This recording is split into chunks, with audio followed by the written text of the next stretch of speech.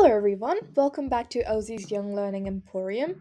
In this video, I'm going to be starting a new playlist called High School Maths, and this is the first video, which is rounding numbers. Now, rounding numbers is a really necessary skill to have in maths, so I'm gonna make this video as simple as possible and explain it in depth so that we all can have the basics covered. So let's begin.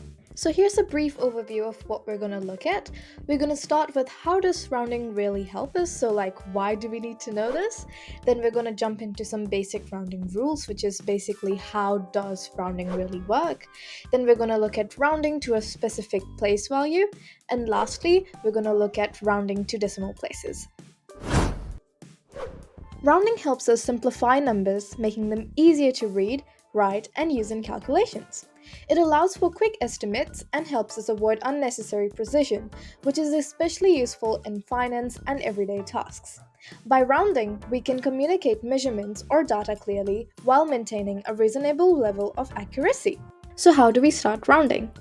There are two simple rules that we can start with. 1.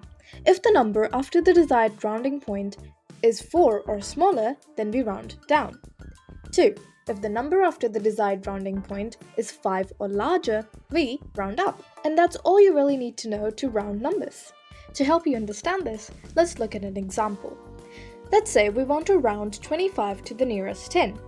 Now, because the number after 2 is 5 and it sits in the second category, which is rounding up, we will round 2 up to 3. So the answer will be 30. Here's another example. Now say we want to round 24 to the nearest 10, we will look at 4, which sits in the first category, so we will be rounding down. So we will round 24 to 20. Now we're not going to make 2 a 1 because rounding 24 to 20 is already rounding down. So the answer will be 20.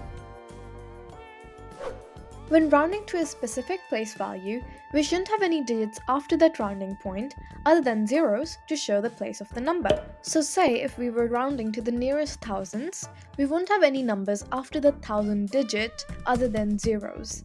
Let's further understand this with an example. So if we're rounding to the nearest million, over here, as you can see in the first example, there is a 2 in the 100,000s place, so that is wrong. But in the second example, there is no number after the 1 in the millions place, so that's why that is correct. So here's a question for you. Round 23,000 to the nearest 10,000. The answer will come in 3, 2, 1.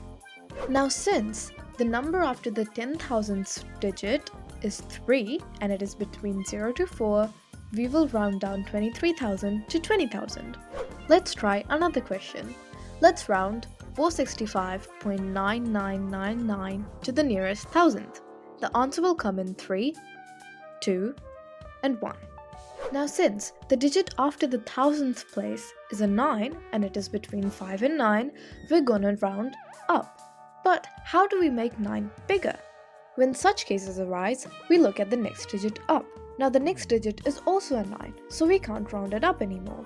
Let's look at the next one. It is a 9 as well. Let's look at the next one, and that is also a 9.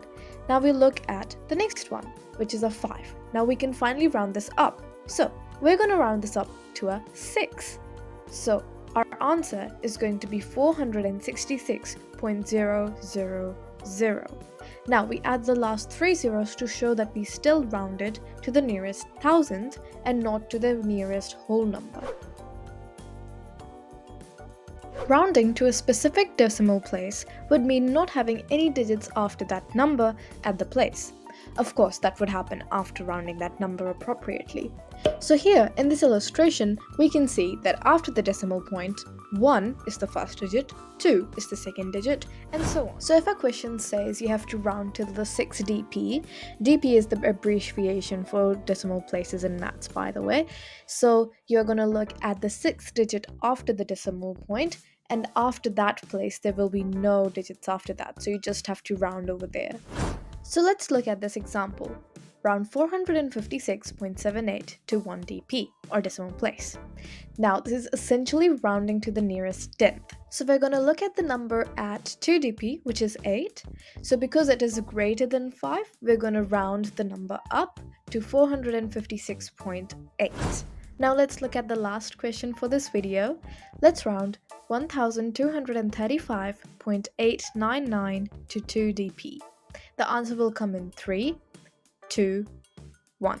So we're going to round this number up, but because the digit at 3dp is 9, we're going to look at the next number, and that is also a 9, so we're going to look at the next number. We're going to look at 8. So we're going to round this 8 up to a 9. So the answer is 1235.90. And that's all for this video. The notes are in the description, and I hope you learned something new. Till then, bye bye!